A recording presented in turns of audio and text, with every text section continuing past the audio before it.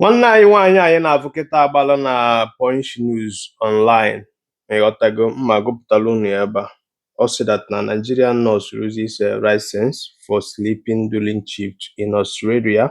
You understand me? According to the news, I said that nọ nọ night shift ịghọtago, so na night shift afọ ọ na-alahụ ụra, so ka the reason eji wee napịa license eji wee si anya lụdebe. Do you understand? Na ọrụ ya afọ bụ itinye old people ọ na-elekọta anya n'abalị ahụ at least. Ghọta the point yo. That is na ọ na-alahụ ụra bụ itinye old people ọ na-elekọta anya at risk na anything can happen to them ebe ọ na-alahụ ụra. This is the reason why eji wee napụ nwanne anyị nwaanyị a kịta license. Unu ga-afụgo the thing.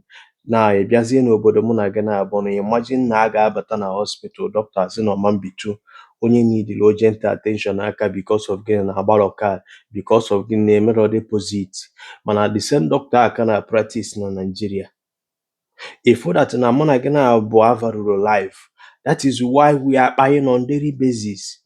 Unu furu video nwanne anyị nwoke Ebube Joseph mee na nwatakịrị na ife kụrụ ya n'ụzọ motocycle kụtulie, na-ebugharị ya n'ụlọ ọgwụ, ndị ụlọ ọgwụ jụ na ama mbitu aka.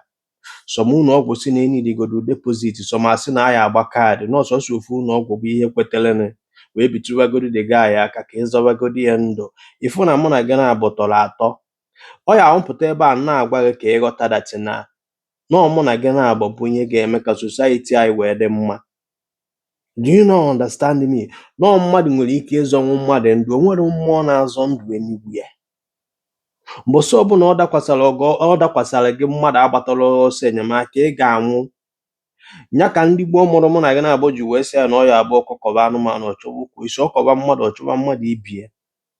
Ndị gboo agwala ọkụkọ kọba gị chọba ndị mmụọ, gị jebe na mmiri, gị chọba ukwu agbara. Ọ gwara gị ọkọba gị chọba mmadụ ibie, nọọ mmadụ ka eji aka na ọgọ bụ chi onye, na ọ ya bụ ụmụnna nwezuo aka ilu na-asị ya na anyụkọ mamịrị ọgba ofu na ugwuru gidigidi bụ ugwu eze na ofu isi ada emere ọfịa. M ga-apụta na-agwa unu eziokwu na nwanne anyị nwaanyị a kịta anapụna ya license Josu na ohiri ụra n'abalị ọ nọ na shift. Ịghọtago? Mana Naijiria mụ na gị na-abụ na a ga-eburu mmadụ bata ị na-ene anya dọkịta sị na ọka agbawụ na agbalọ kaadị na ya ebido nwere ife a na-eme nwere isi. Ị na-ene mmadụ anya mmadụ anwụọ because of gịnị na agbalọ kaadị. Ị bata n'ụlọ ọgwụ nke na-eghe anya sị na dọkịta anọghị, echi nye dọkịta afọ na-akwụgara ma jidekwa license ya. So where are we heading to?